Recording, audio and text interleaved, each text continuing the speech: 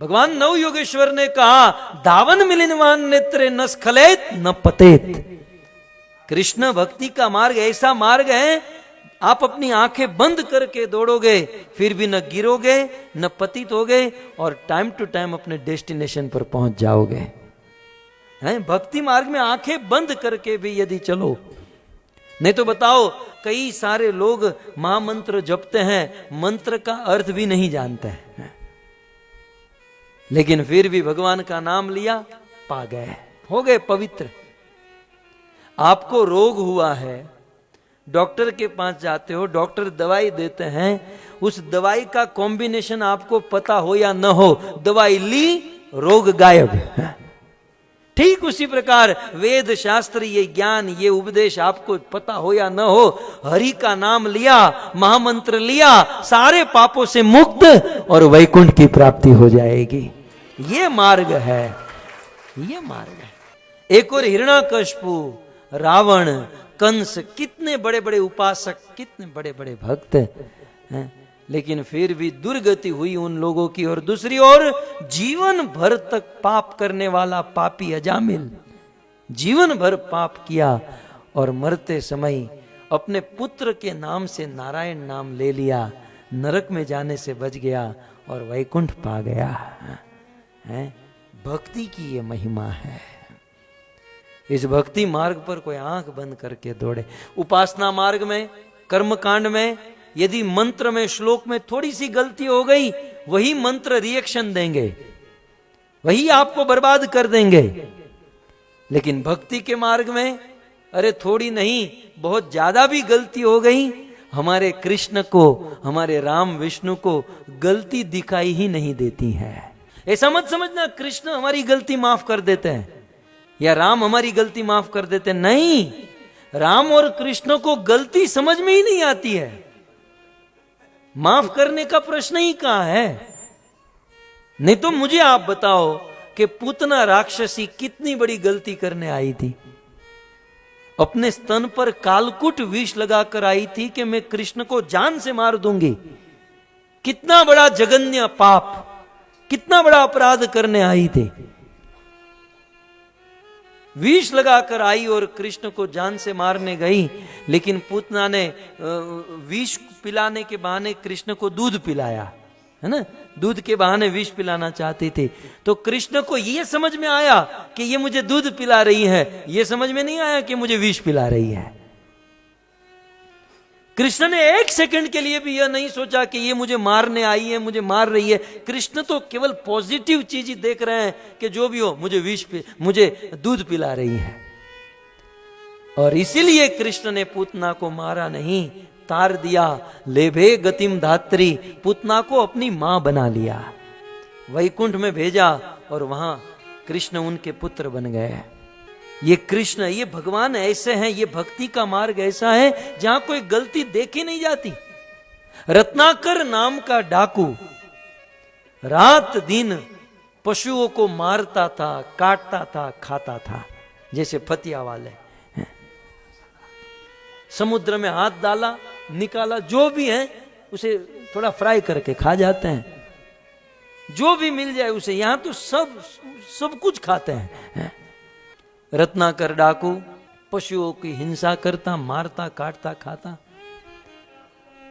नारद मुनि की कृपा हुई, नारद मुनि ने उपदेश दिया, इनके हृदय में हृदय परिवर्तन हुआ।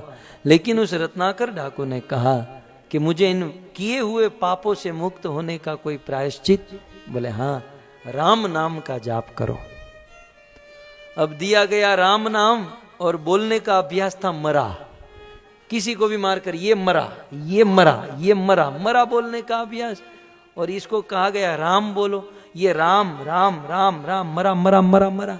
बोलता था राम लेकिन हो जाता था मरा। तब नारद मुनि ने इतना ही कहा कि कोई बात नहीं, चाहे राम जपो या मरा जपो, भगवान की भक्ति और भगवान का नाम बीज के समान है। खेत में आप किसी बीज को बोओ तो आप ऐसा सीधा नहीं बोते, आप तो आंख बंद करके बो देते हैं। फिर वो बीज टेढ़ा हो, उल्टा हो, कैसा भी हो, वो सीधा ही फलीभूत होता है।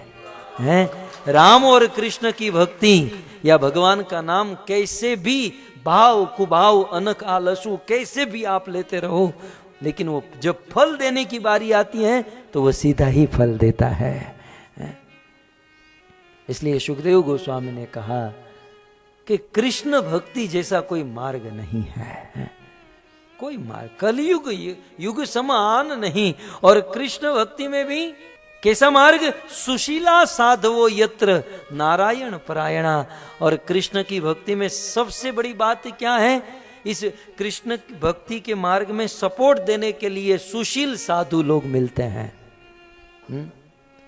आप किसी तपस्या के मार्ग में जाओ, क्रोध के अलावा कुछ नहीं करते हैं। एक तो खा खा के भूखे होते हैं और भूखे पेट इतना क्रोध करते हैं ये साधु लोग। लेकिन भक्ति मार्ग में खुद भी खाता है, दूसरों को खिलाता है। भक्ति के पहले लोग सूखे पतले होते हैं, भक्ति में आने के बाद पेट पूरा बाहर आ, स्पेयर में एक पेट हो जाता है। आनंद करो, आकंठ खाओ, आकंठ खाओ। भक्ति में सुशीला साधु यत्र।